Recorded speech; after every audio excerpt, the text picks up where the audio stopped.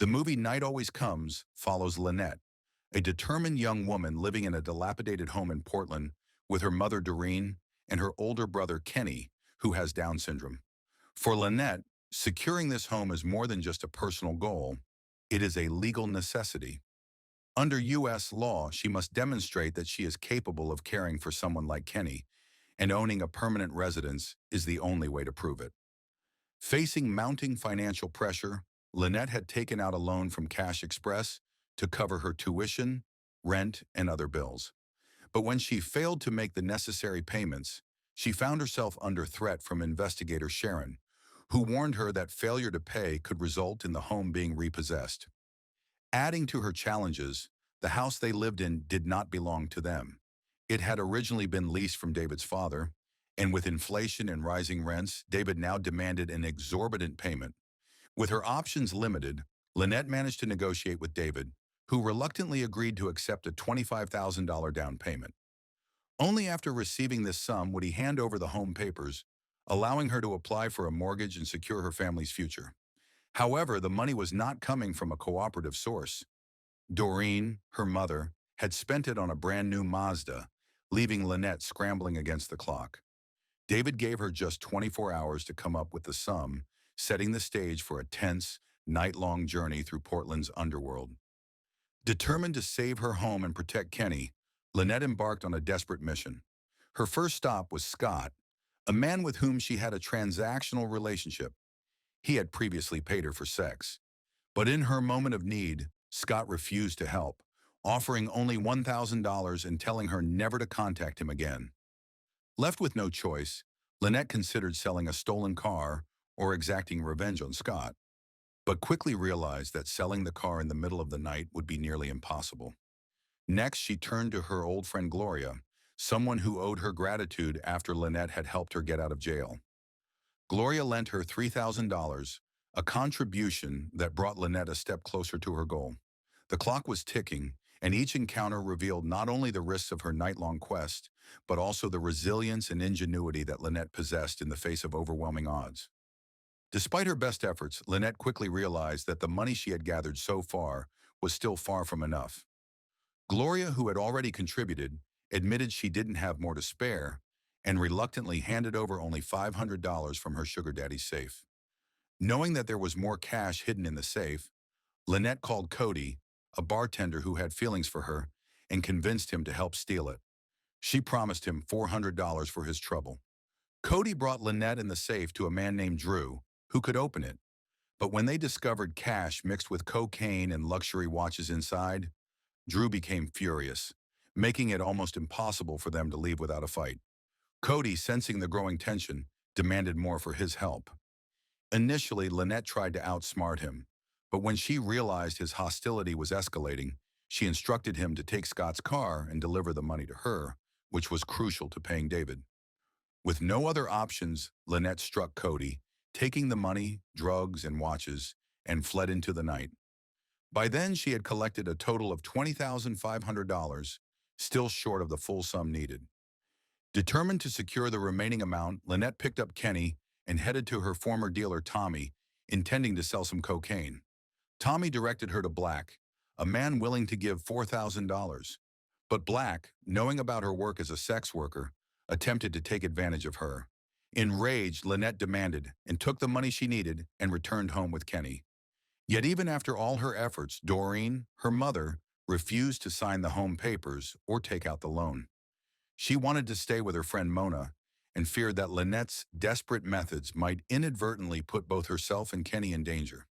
In the end, Lynette did not get the house loan. The story culminates with a call from David, informing Lynette that he would proceed with a deal with another party, rendering her frantic, night-long pursuit seemingly futile. But instead of succumbing to defeat, Lynette chose a new path for herself. Of the $24,500 she had gathered that night, she set aside some for Gloria, allowing her to rebuild her life after being evicted. She reserved a portion for Doreen, ensuring that Kenny and her mother would be cared for.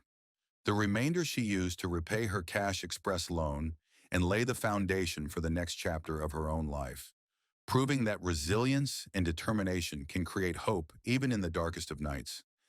As the movie draws to a close, Lynette walks toward the rising sun, a symbolic gesture of a new beginning. While the ending may seem straightforward, accompanied by inspiring music and narration, it carries a deeper meaning. Lynette has been fundamentally changed by her roller coaster night. She remains a criminal in many ways, but she has grown, learned, and adapted through the chaos she endured. Yet the consequences of her actions are far from over. She relies on the fact that Scott will never accuse her of stealing his car, as that would expose his own secret dealings to his wife. However, shame and secrecy are fragile shields, and sooner or later cracks will appear. When that happens, it's likely that Lynette will bear the brunt of someone's anger. Similarly, her confrontation with Drew was violent. She may have inflicted serious harm or even a life-threatening injury. Drew is a con man, and it's unrealistic to assume he will simply forgive her. Even Cody, who was deceived and used in the heist, could team up with Drew to exact revenge. The stolen Mercedes keys, the deceit, and the money all create unresolved tension. Lynette still faces the looming threats from Scott and Drew. On the other hand, Black, who could have harmed her, did not pursue her aggressively, perhaps choosing to let the incident fade. But Gloria is unlikely to forgive her so easily. Robert, who depended on Gloria for financial stability and may have had deeper feelings for her, now faces betrayal and loss. In many ways, the world of the privileged immediately casts blame on the less fortunate for any mishap, and Gloria becomes the scapegoat in this situation. The money Lynette left for Gloria was a temporary measure, a small gesture in the grand scheme, but it cannot erase the complications she has created. Overall, while Night Always Comes might suggest a resolution and a hopeful path for Lynette, the reality is far more precarious. The speed at which her life could spiral downward is alarming, and the challenges she faces are only beginning. The film's true focus lies in Lynette's ongoing struggle. Her real problem is not simply securing money or a home, but navigating a world where desperation, survival, and morality collide, leaving her to find a balance between right and wrong in a city that constantly tests her limits. The ending of Night Always Comes raises an important question. Was Lynette's self-imposed mission ultimately a futile endeavor? If leaving Kenny in Mona's care could have ensured his safety and connection with social services, perhaps Lynette had been approaching the situation from the wrong direction all along. After Doreen spent the money on the Mazda, Lynette essentially had two choices. Either allow Doreen to take Kenny to Mona, where he could occasionally see her, or endure a nightmarish ordeal to gather $25,000 to save the home, hoping to protect both her brother and their residents. Of course, Doreen was not an ideal communicator and failed to inform Lynette that an alternative existed.